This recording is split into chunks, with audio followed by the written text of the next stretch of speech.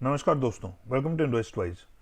तो आज जिस तरह मार्केट्स खुली थी ऐसा लग रहा था आज बहुत ही अच्छा दिन होने वाला है, क्योंकि सारे ग्लोबल मार्केट्स ऊपर थे और नैस्डैक भी कल ऊपर बंद हुआ था। यूरोपियन मार्केट्स भी अच्छी खासी बंद हुई थी और आज निफ्टी बहुत अच्छा खुली, ऑलमोस्ट 150 पॉइंट ऊपर खुली।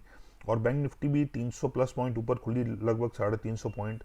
लेकिन उसके बाद जो बुल्स की पिटाई हुई धीरे धीरे, कुछ देर तो काफ़ी सामान्य सा रहा। थोड़ी देर तो निफ्टी और बैंक निफ्टी दोनों ने सस्टेन किया। उसके बाद जो ज़बरदस्त पिटाई हुई और बेयर्स ने पूरा झंड करके रख दी बुल्स की। तो काफ़ी इंटरेस्टिंग डे रहा। और जिन लोगों ने कॉलें बेची हैं, जिन्होंने पुटें खरीदी होंगी, उनके तो पूरे बल्ले बल्ले हो रहे होंगे, खूब मज़े कर रहे होंगे। या जिन्होंने फ्यूचर्स बेचे होंगे, और मैं तो काफ़ी समय से कह रहा हूँ कि मार्केट्स नीचे जाएंगी और काफ़ी तेज़ी से गिरेंगी। और मेरे जो रेगुलर व्यूअर्स हैं वो ये बात जानते ही हैं कि ये बात मैं काफ़ी समय से बोल रहा हूँ। और अभी आप काफ़ी नीचे के लेवल्स भी देखने वाले हैं। बस ये है कि शायद एकदम से ना हो, थोड़ा रुक रुक के हो, जैसे फिबोनाची वेव्स बनती हैं। नीचे टच करेगा, फिर एक ऊपर की वेव बनेगी, फिर नीचे टच करेगा। या अगर कुछ बहुत ही बैड न्यूज़ आ गई, कुछ बहुत ही अनएक्सपेक्टेड हो गया, जैसे पिछले साल कोरोना का हुआ था, तो पिछले साल की तरह एक वर्टिकल डाउनफॉल भी हो सकती है। But that only time will tell कि ऐसी कोई डेवलपमेंट होती है कि नहीं होती। बट इन एनी केस चलिए बात कर लेते हैं कि मार्केट्स कैसी रही आज, कौन कौन से स्टॉक्स ने कैसा परफॉर्म किया, और कल मार्केट कैसी रह सकती हैं, और आप कौन कौन से स्टॉक्स में इंट्राडे पोजीशन लेके कुछ अच्छे प्रॉफिट्स कमा सकते हैं। तो सबसे पहले बात करते हैं निफ्टी की। तो निफ्टी देखिए, इस लेवल के बाद में यहाँ एक नया हाई नहीं बना पाया, इसने थोड़ा ऊपर जाने की कोशिश की, ऑलमोस्ट रीटेस्ट किया था इन लेवल्स को। लेकिन उसके बाद में कंटिन्यूस 3 4 5 दिन से सेलिंग आ रही है।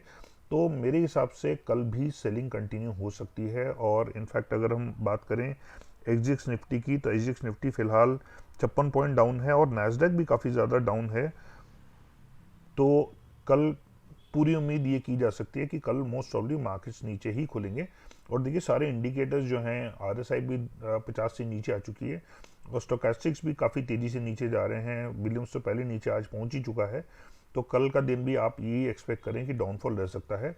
और कल हम करीब 200 पॉइंट नीचे तो देखेंगे ही देखेंगे मोस्ट प्रॉब्ली, उससे ज़्यादा भी देख सकते हैं। तो लेट्स सी कल कैसा रहता है। बट मेरे ख्याल से कल हम 14,280 को तो टच कर ही लेंगे।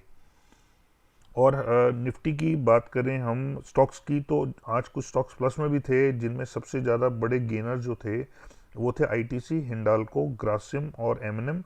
और लूजर्स की बात करें तो लूजर्स में सबसे ज़्यादा थे HCL technologies, Infosys, doctor Reddy's और हीरो मोटोकॉप। और जो मेन सेक्टर्स आजकल सबसे ज़्यादा लूज़ कर रहे हैं वो हैं फार्मा सेक्टर, काफ़ी ज़बरदस्त लॉसेज हुए हैं।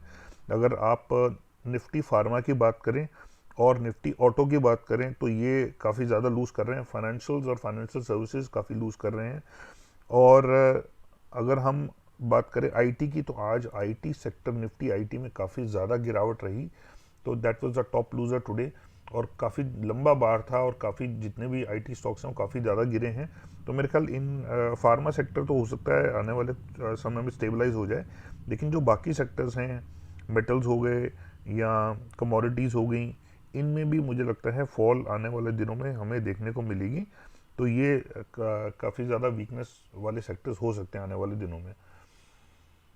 नेक्स्ट बात करते हैं बैंक निफ्टी की। तो बैंक निफ्टी वैसे ही मोस्टली निफ्टी को अंडर परफॉर्म कर रहा है, और निफ्टी ने जो हाई स्कोर रीटेस्ट करने की कोशिश की थी, बैंक निफ्टी तो उसके आसपास भी नहीं पहुंचा। और कल मैं समझता हूं कि कल ये भी लगभग 33,500 या 33,000 के काफ़ी क्लोज आ सकता है। तो ये कल मोस्टली इसकी भी डाउन रेंज रहेंगी।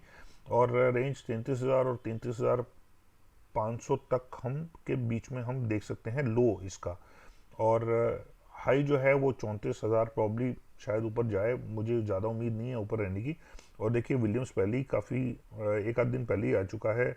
स्टोकास्टिक्स इस केस में अभी नीचे टच कर ही चुका है, जबकि निफ्टी में नहीं किया था। और यहाँ पे जो आरएसआई है वो भी 40 के करीब है, जबकि वहाँ पे 42 पे थी निफ्टी के केस में। और स्टोकेस्टिक्स जो है निफ्टी के केस में अभी पूरा नीचे तक पहुँचा नहीं है।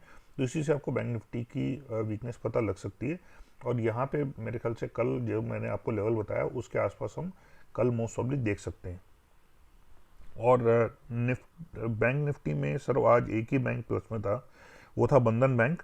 और जो सबसे ज़्यादा माइनस में थे बैंक्स वो थे bank of Baroda, federal bank, IDFC bank और कोटक महिंद्रा बैंक। और अगर हम सेक्टर्स की बात करें तो सबसे ज़्यादा प्लस में थे आज, इनफैक्ट तीन ही सेक्टर्स प्लस में थे, वो थे एफएमसीजी, मेटल और कंजम्पशन। और सेक्टर्स जो माइनस में थे उनमें सबसे ज़्यादा माइनस में थे IT, pharma, PSU banks, energy और रियल्टी। तो ये मेन हमारा आज का समरी है। अब बात कर लेते हैं उन स्टॉक की जिनमें आप इंटरडे पोजीशंस लेके कुछ अच्छे प्रॉफिट्स बना सकते हैं। तो सबसे पहला स्टॉक है बजाज ऑटो। तो देखिए बजाज ऑटो काफ़ी ज़बरदस्त फॉल आई है इन लेवल्स के आसपास से। तो एंड जैन और फर्स्ट वीक ऑफ फेब के आसपास से ज़्यादा उसमें बाइंग इंटरेस्ट देखने को नहीं मिला, और धीरे धीरे धीरे ये नए लोज और लोअर लोज और लोअर हाइज बनाता चला गया। लेकिन यहाँ पे आके इसको आज, जबकि मार्केट काफ़ी ज़्यादा डाउन थी, सपोर्ट मिला है ये जो लोज थे इनके आसपास से। इसीलिए आज काफ़ी अच्छे वॉल्यूम्स पे इसने बाउंस बैक किया है। और एक हल्का सा एक तो गैप अप खुला, जैसे कि मार्केट खुली थी आज ऊपर, और बहुत ही छोटा सा लोअर शैडो बना के ये काफ़ी स्ट्रेंथ दिखाई इसने आज। और जो अपर शेडो है वो भी बहुत ज़्यादा बड़ा नहीं है, तो इसका स्ट्रेंथ इसकी जो बरकरार थी, और 3% ऊपर होना आज के दिन में, और वो भी तब जब ऑटो के बाकी जो स्टॉक्स थे वो माइनस में थे, तो उस ये काफ़ी बड़ी अचीवमेंट है उस हिसाब से। और देखिए विलियम्स भी बहुत हल्का सा ऊपर आ चुकी है 70-80 से, और जो स्टोकेस्टिक्स है उसने भी बहुत माइनर सा क्रॉसओवर दे दिया है। तो हो सकता है आने वाले दिनों में आप बजाज ऑटो को ऊपर जाता हुआ देखें, और ये शायद 3800 या 3900 के करीब के या 4000 के लेवल्स भी आने वाले दिनों में देखे। तो मेरे ख्याल ये अगले कुछ दिन जो हैं वो बजाज ऑटो के लिए प्लस भी हो सकते हैं, और शायद आपको शॉर्ट टर्म 5 से 10% के गेंस भी दे दे। तो अगर कोई डिलीवरी बेसिस पे भी खरीदना चाहे तो मेरे ख्याल से ले सकता है, करीब 3300 का स्टॉप लॉस रख के या 3400 का स्टॉप लॉस रख के। तो मेरे ख्याल इसमें बाइंग भी की जा सकती है। और अगर ये कल 3670 से ऊपर ट्रेड करता है या ऊपर का ट्रेंड दिखाता है तो इसमें 3650 का स्टॉप लॉस लेके इसमें एक बाइंग पोजीशन ली जा सकती है। मेरा ईमेल आईडी है investwise0070@gmail.com।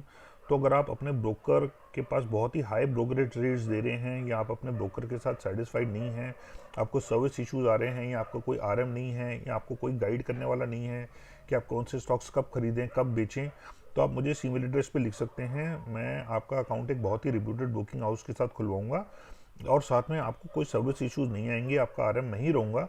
और जब भी आपको कोई किसी भी तरह का अगर कष्ट कोई आता भी है तो मैं आपके सारे इश्यूज़ को रिजॉल्व करूँगा, और आपको गाइड करने के लिए कि कौन सा स्टॉक कब खरीदना है, किस प्राइस पे खरीदना है, कब बेचना है, किस प्राइस पे बेचना है, ये सबको सारा मैं गाइड करूँगा। और आप देखेंगे कि आपके रिटर्न्स में कितना ज़्यादा फ़र्क आता है अगर आप मेरे साथ जुड़ते हैं तो।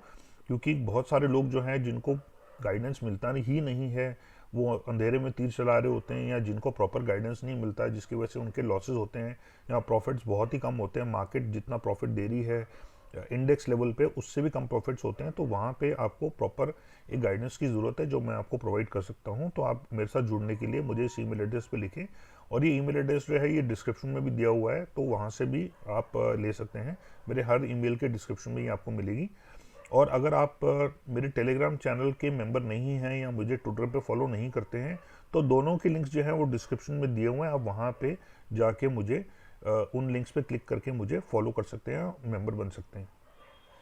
नेक्स्ट बात करते हैं आइशर मोटर्स की। तो आइशर मोटर्स ने यहाँ पे जो लोज थे उनको टेस्ट किया था, उसके बाद ये धीरे धीरे ऊपर बढ़ रहा है, और देखिए हायर हाइज और हायर लोज बना रहा है। और पिछले कुछ दिन जो मार्केट कंटिन्यूसली नेगेटिव गई है उसका इम्पैक्ट बिल्कुल नहीं पड़ा, और ये अपना स्टेबिलिटी बनाए हुए है करीब 2650-60 के लेवल्स पे।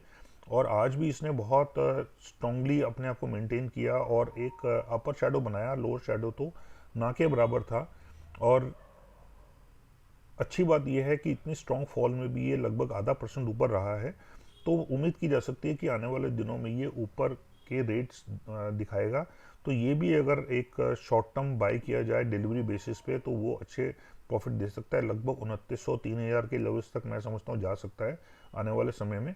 और अगर स्टॉप लॉस रखा जाए तो इसका 2400 का स्टॉप लॉस रख के इसमें बाइंग की जा सकती है। तो मेरे ख्याल ये आने वाले दिनों में डिलीवरी बेसिस पे भी अच्छे रिटर्न दे सकता है। और कल की अगर हम बात करें तो कल अगर ये 2665 से ऊपर ट्रेड करता है या ऊपर का ट्रेंड दिखाता है तो इसमें 2650 का स्टॉप लॉस लेके इसमें एक बाइंग पोजीशन ली जा सकती है। नेक्स्ट बात करते हैं एक्साइड इंडस्ट्रीज की। तो एक्साइड में आप देख सकते हैं जो बाइंग आ रही है वो बहुत ही वीक है और कंटिन्यूसली ये कई कई दिनों तक लगातार गिर रहा है। और आरएसआई भी देखिए लगभग 30 से नीचे जाने वाली है किसी भी समय। थोड़ी सी भी और सेलिंग आएगी तो ये 30 से नीचे चली जाएगी। और जो विलियम्स है वो पहले ही नीचे आ चुके हैं, स्टोकेस्टिक्स भी नीचे आ चुके हैं। देखिए 4 तक पहुंच गया है। इतनी ज़बरदस्त सेलिंग आई है कि 20 का ये लाइन होती है 20 की, उससे भी इतना ज़्यादा गिरा कि ये ऑलमोस्ट जीरो तक पहुंचने वाला है। तो कल का दिन भी मेरे ख्याल से शायद ये नेगेटिव ही रहेगा इसके लिए, और ये थोड़ा सा और नीचे कल शायद देखने को मिले। तो आज अगर ये कल 188 से नीचे ट्रेड करता है या नीचे का ट्रेंड दिखाता है तो इसमें 190 का स्टॉप लॉस, 190 से ऊपर का स्टॉप लॉस लेके इसमें शॉर्ट पोजीशन ली जा सकती है। नेक्स्ट है आईसीआईसीआई लोम्बार्ड जनरल इंश्योरेंस। तो यहाँ पे अगर हम देखें तो पहले इसने लो बनाया, फिर इसने ये ऊपर गया, लेकिन इसने पुराने जो हाइस थे उनको टेस्ट नहीं किया और मिडवे से ही ये काफ़ी दिन आप देख सकते हैं कि लगभग 2 महीने 1.5 महीना हो गया है ये इसी लेवल पे कंसिस्टेंट है। इसने बिल्कुल भी, जबकि मार्केट पिछले कुछ ही दिनों में गिरनी शुरू हुई है, लेकिन उसके बावजूद भी जब मार्केट ऊपर भी जा रही थी तब भी इसने नए हाइस बनाने की कोशिश बिल्कुल नहीं की। और अच्छी बात सर इसमें ये थी कि जहाँ भी इसको सेलिंग आई वहाँ पे काफ़ी जल्दी इसमें बाइंग भी आ गई, लेकिन बाइंग जो है वो उसमें इतना दम नहीं है कि ये और ऊपर जाए। जैसे यहाँ पे अच्छी बाइंग आई लेकिन इसने कंटिन्यू नहीं किया, यहाँ पे कुछ थोड़ी बाइंग आई, वॉल्यूम भी ठीक थे लेकिन इसने फिर से कंटिन्यू नहीं किया, ऊपर गया लेकिन एकदम से सेलिंग आ गई। लेकिन जो सेलिंग आ रही थी उसमें इमीडिएटली बाइंग आ रही थी, लेकिन आज इसने एक काफ़ी दिनों बाद एक नया लो बनाया है और वॉल्यूम्स भी हल्के से पिछले एक दो दिन के मुकाबले थोड़े से ज़्यादा थे। तो ये उम्मीद की जा सकती है कि कल भी शायद ये नीचे रह सकता है, क्योंकि अब यहाँ से अब इसमें सेलिंग आ रही है और ये यहाँ से कुछ नए लोज बनाएगा। तो मेरे ख्याल से कल अगर ये 1430 से नीचे ट्रेड करता है या नीचे का ट्रेंड दिखाता है तो इसमें 1440 का स्टॉप लॉस लेके इसमें एक शॉर्ट पोजीशन ली जा सकती है। और देखिए जो इंडिकेटर्स हैं वो भी नीचे की तरफ झुक रहे हैं, आरएसआई भी नीचे जा रही है, 50 से नीचे है, तो मेरे ख्याल इसमें वीकनेस दर्शाता है ये। और आज भी लगभग 2.5% नीचे था, तो वीकनेस इसमें साफ नज़र आ रही है। नेक्स्ट है आईटीसी।